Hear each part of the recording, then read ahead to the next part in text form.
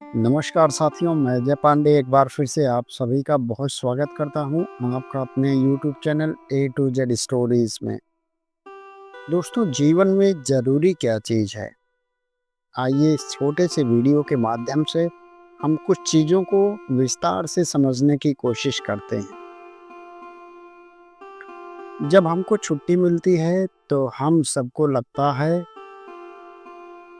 बहुत अच्छा। हम सभी उस छुट्टी का पूरा आनंद उठाना चाहते हैं। उसका आनंद लेने के लिए हम पूरी प्लानिंग करते हैं और ज़्यादा से ज़्यादा उस छुट्टी का आनंद लेने का प्रयास करते हैं। क्या हम इस जीवन की छुट्टी का भी उसी प्रकार आनंद लेते हैं? एक दिन हमारा जन्म हुआ और एक दिन हमें इस संसार को छोड़कर जाना है। हमें जो यह ज़िंदगी मिली है, क्या हमने कभी सोचा है कि इस ज़िंदगी से पहले हम क्या थे? धूल। जी हाँ, इस जिंदगी से पहले हम धूल थे। यह पृथ्वी धूल की बनी है। ये जो पत्थर हैं, इन पत्थरों का निर्माण धूल को संकुचित करके किया जाता है। यह सारा विश्व, संसार और यूनिवर्स धूल से बना हुआ है। और जब हम इस संसार से जाएंगे तो जानते हैं क्या होगा? हम फिर धूल बन जाएंगे। तो बनाने वाले ने हमको धूल होने से छुट्टी दी है, तो हम अपनी छुट्टी का मजा ले रहे हैं, है कि नहीं? या द्वेष, क्लेश और अन्य चीजों में हम लोग पड़े हुए हैं? क्या लगता है आपको? इस छुट्टी में हम छुट्टी ही बिता रहे हैं या लड़ाई झगड़े कर रहे हैं? बनाने वाले ने कितनी सुंदर जगह दी है छुट्टी बिताने के लिए, जहाँ समुद्र है और जब सूरज की किरणें उस समुद्र के ऊपर पड़ती है तो ऐसा लगता है जैसे हीरे चमक रहे हैं।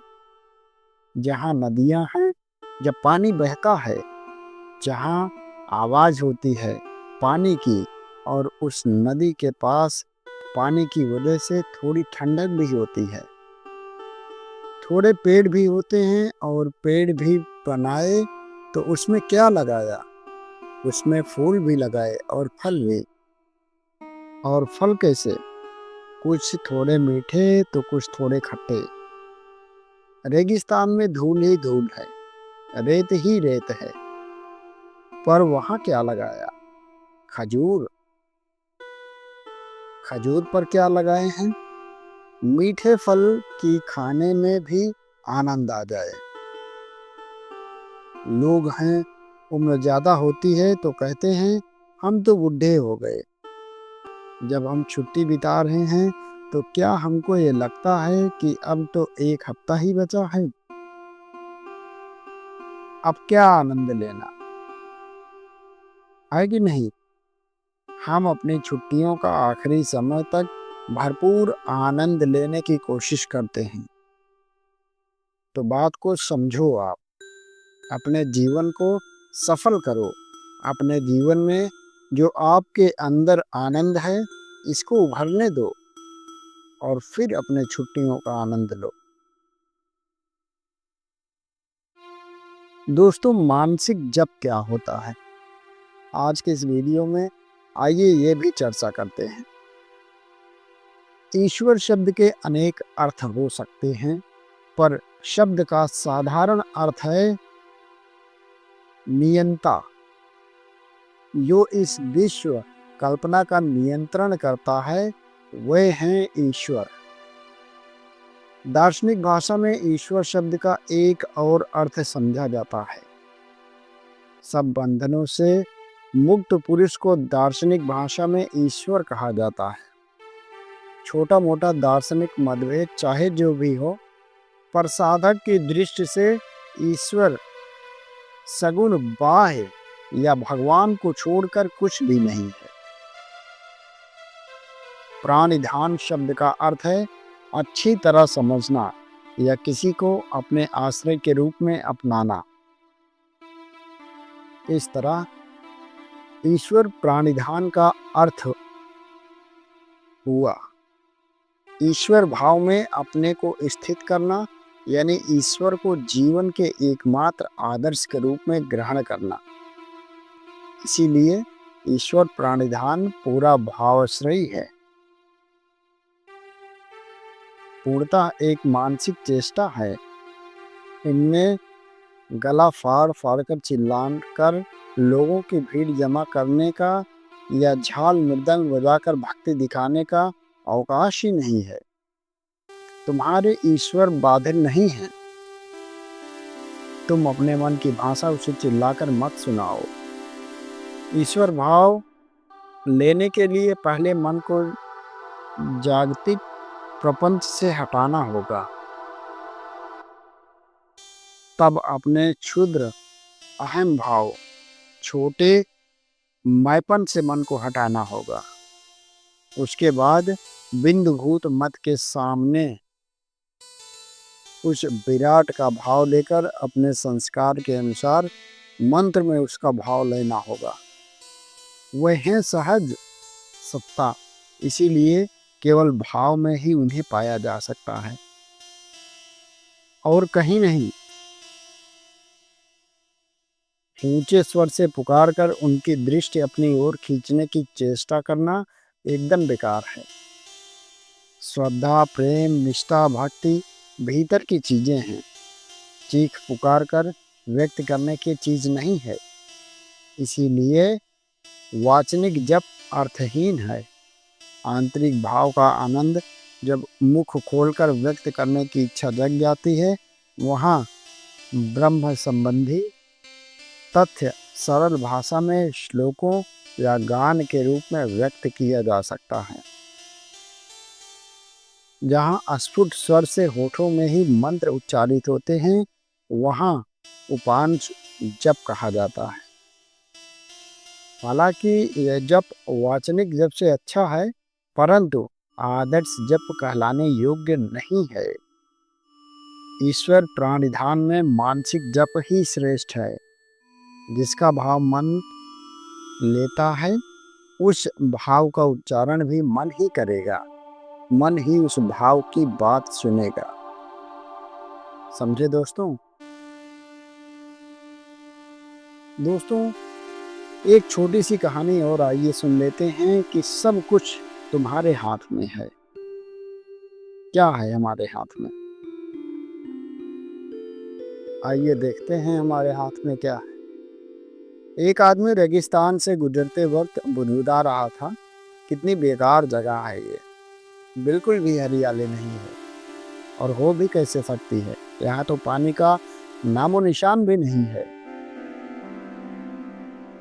तपती रेत में वो जैसे तैसे आगे बढ़ता रहा, उसका गुस्सा भी बढ़ता जा रहा था। अंत में वो आसमान की तरफ देख झल्लाते हुए बोला, क्या भगवान, आप यहाँ पानी क्यों नहीं देते?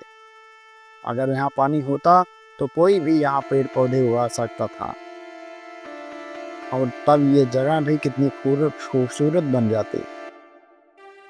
ऐसा बोलकर वह आसमान की तरफ ही देखता रहा, मानो वो भगवान के उत्तर की प्रतीक्षा कर रहा हो। कभी एक चमत्कार होता है। नजर झुकाते ही उसे सामने एक कुआं नजर आता है। वह उस इलाके में बरसों से आ जा रहा था, पर आज तक उसे वहाँ कोई कुआं नहीं दिखा था। वह आश्चर्य में पड़ गया और दौड़कर कुएं के पास गया।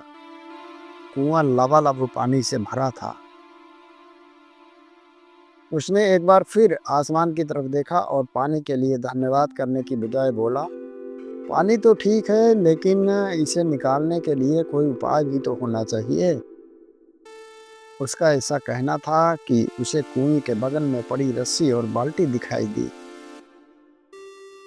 एक बार फिर उसे अपने आंखों पर यकीन नहीं हुआ। वह कुछ घबराहट के साथ आसमान की ओर देखकर बोला, लेकिन मैं ये पानी ढोऊंगा कैसे? तभी उसे महसूस हुआ कि कोई उसे पीछे से छू रहा है। पलट कर देखा तो एक ऊंट उसके पीछे खड़ा था। अब वह आदमी एकदम से घबरा जाता है उसे लगता है कि कहीं वो रेगिस्तान में हरियाली लाने के काम में ना फंस जाए, और इस बार वो आसमान की तरफ देखे बिना तेज कदमों से आगे बढ़ने लगता है। अभी उसे 2-4 कदम ही बढ़ाया था कि उड़ता हुआ पेपर का एक टुकड़ा उससे आकर चिपक जाता है। उस टुकड़े पर लिखा होता है, मैंने तुम्हें पानी दिया, बाल्टी दी, रस्सी दी, पानी ढोने का साधन भी दिया। अब तुम्हारे पास वो हर एक चीज है जो तुम्हें रेगिस्तान को हरा भरा बनाने के लिए चाहिए। अब सब कुछ तुम्हारे हाथ में है। जो तुम्हें रेगिस्तान को हरा भरा बनाने के लिए चाहिए था, अब सब कुछ तुम्हारे हाथ में है। आदमी एक क्षण के लिए ठहरा, पर अगले ही पल वो आगे बढ़ गया और रेगिस्तान कभी भी हरा भरा नहीं बन पाया। दोस्तों, इससे हमें एक छोटी सी सीख भी मिलती है। कई बार हम चीजों को अपने मन मुताबिक ना होने पर दूसरों को दोष देते हैं। हम सरकार को दोषी ठहराते हैं, अपने कभी अपने बुजुर्गों को, कभी अपनी कंपनी को, तो कभी भगवान को। पर इस दोषारोपण के चक्कर में हम इस सच्चाई को अनदेखा कर देते हैं कि एक इंसान होने के नाते हम में वो शक्ति है कि हम अपने सभी सपनों को खुद साकार कर सकते हैं। सुकरात समुद्र तट पर टहल रहे थे। उनकी नज़र तट पर खड़े एक रोते बच्चे पर पड़ी। वह उसके पास गए और प्यार से बच्चे के सिर पर हाथ फेरकर पूछा, तुम रो क्यों रहे हो? लड़के ने कहा, ये जो मेरे हाथ में प्याला है, मैं उसमें इस समुद्र को भरना चाहता हूँ, पर यह मेरे प्याले में समाता ही नहीं है। बच्चे की बात सुनकर सुकरात विस्मय में चले गए और स्वयं रोने लगे। अब पूछने की बारी बच्चे की थी। बच्चा कहने लगा, आप भी मेरी तरह रोने लगे, पर आपका प्याला कहाँ है? सुकरात ने जवाब दिया, बालक, तुम छोटे से प्याले में समुद्र भरना चाहते हो और मैं अपनी छोटी सी बुद्धि में सारे संसार की जानकारी भरना चाहता हूँ। आज तुमने सिखा दिया कि समुद्र प्याले में नहीं समा सकता है। मैं व्यर्थ ही बेचैन रहता था। यह सुनकर बच्चे ने प्याले को दूर समुद्र में फेंक दिया और बोला, सागर, अगर तुम मेरे प्याले में नहीं समा सकता तो मेरा प्याला तो तुम्हारे में समा सकता है।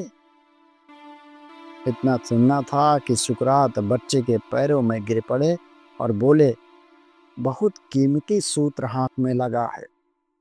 हे परमात्मा, आप तो सारे के सारे मुझ में नहीं समा सकते, पर मैं तो पूरी तरह आप में लीन हो सकता हूँ। ईश्वर की खोज में भटकते सुकरात को ज्ञान देना था, तो वो भगवान उस बालक में समा गए। सुकरात का सारा अभिमान ध्वस्त हो गया। जिस सुकरात से मिलने को सम्राट समय लेते थे, वह सुकरात एक बच्चे के चरणों में लौट गए। ईश्वर जब आपको अपनी शरण में लेते हैं, तब आपके अंदर का मैं सबसे पहले मिटाते हैं। या यूं कहें कि जब आपके अंदर का मैं मिटता है, तभी ईश्वर की प्राप्ति होती है। मिलेंगे एक नई वीडियो में दोस्तों, एक नई रोचक जानकारी के साथ। तब तक के लिए नमस्कार, प्रणाम, जय हिंद।